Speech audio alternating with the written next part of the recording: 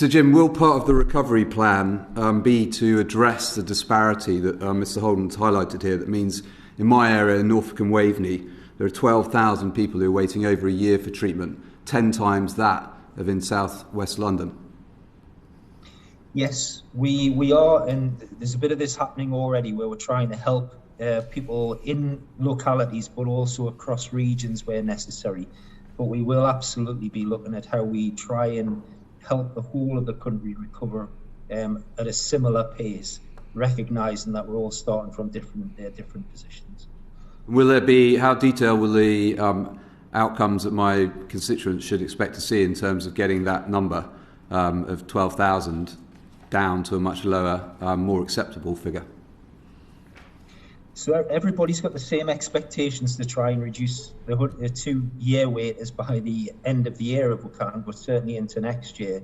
But it's very clear that some parts of the country will really struggle to do that. So we're working on mechanisms to see how we can build additional capacity, modify the system, change the systems, and help each other out across the country where necessary. So that means sometimes moving clinical teams or patients between regions. We will do that, and that is actually happening currently as well to try and reduce the long waits.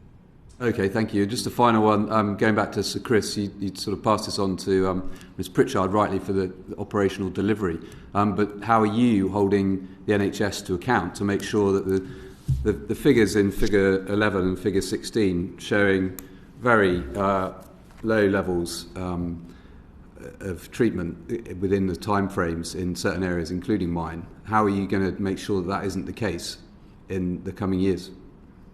Well, I mean, I set out the accountability system earlier on the levels at which we set targets.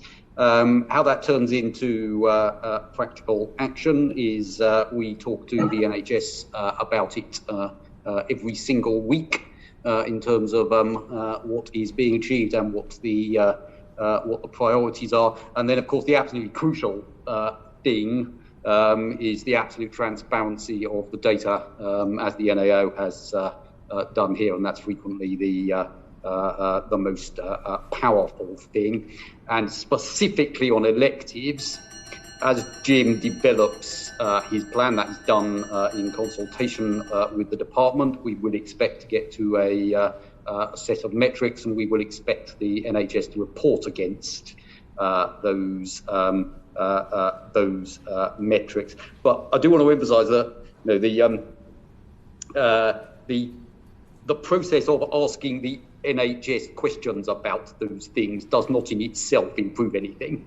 The absolute key bit is the capacity building and the transformation that Jim and Amanda think. So we will scrutinise the outcomes, but the actual practical work of what makes things better is those pieces of activity. Yeah, but if you're one of my constituents and you've been waiting over a year for treatment, I want the Department of Health to be holding the NHS to account to deliver against the targets which have been set. So yes. I don't know if it's... and that's done in exactly the way I've just described. And as I say, there is what the department does and its discussions with the NHS, and then there is the transparency of data, and those are the two crucial elements of the accountability system. Yeah, I think I'd encourage you and obviously ministers to be as activists as possible to make sure that this money is spent and we actually get the reductions that everyone wants to see. Absolutely. The point I am making is that the conversation we have at the NHS is more often actually at that practical bit of how is that transformation happening, how is the capacity being built that Jim was describing. That should then lead to the improved outcomes. We of course have the conversations about the outcomes, but what we really want and what the NHS wants is to get those things right, because those are your lead indicators that things will get better. Okay, thank you, Chair. Okay, thank you very much, Mr. Wild. And over to last